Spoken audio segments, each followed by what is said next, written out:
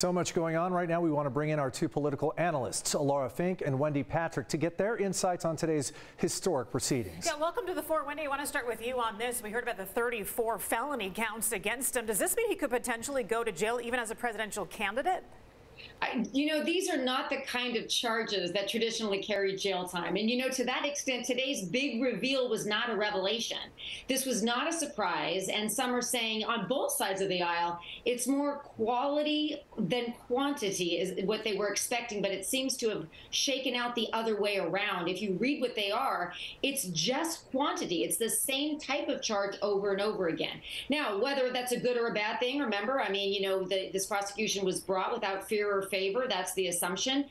Is it political? Is it legal? We'll leave that to the lawyers to argue out in court. But one thing that I think was made this a little bit historic is the spectacle appeared to be outside the courtroom rather than inside the courtroom. You had an 11-car motorcade, helicopters overhead. You just heard about all the protesters.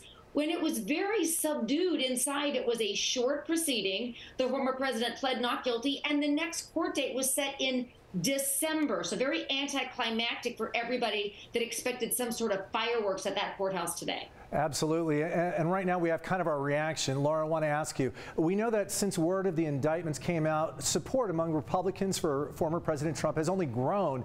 Do you see this kind of a prosecution, from what we've learned of it, being something that broadens his support across the country, at least right now?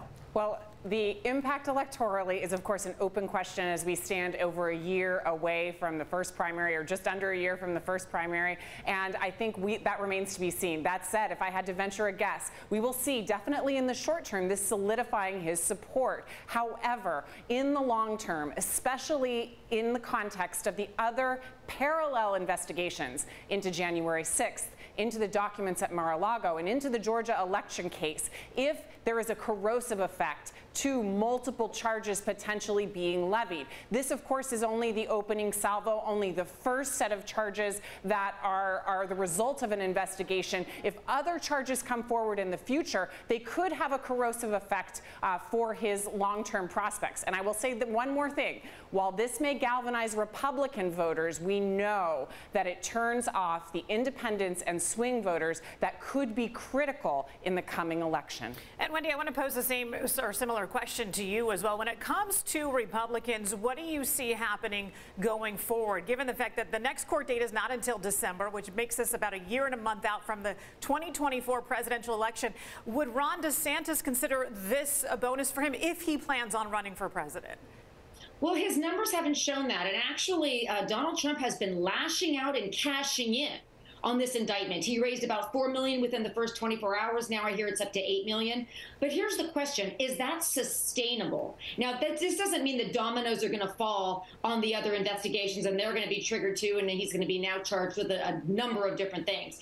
One thing I will say is surprisingly, some of the more liberal polls even show that the majority of Americans believe this was political. Now, that's not a good thing for anybody, whether somebody's a candidate or a former candidate or a president or a former president.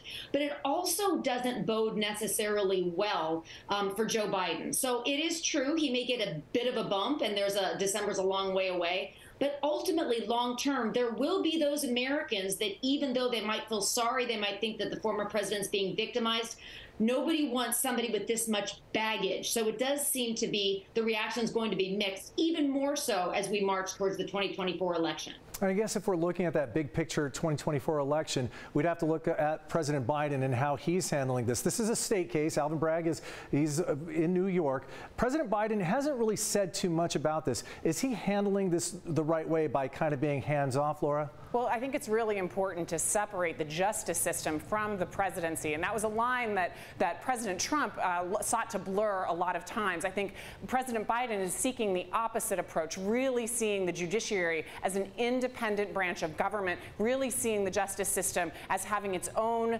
trajectory. And so he does not want to touch it. He does not want to weigh in. He wants it to be an independent operation, separate from him politicizing it. Well, we'll certainly see what happens next. A historical day, to say the least. Can't look back in history and make sense of this in any sort of. This is the first time that a former president and current presidential candidate has been charged in a criminal case. We'll see what happens next. Ladies, thanks. Thanks for joining us.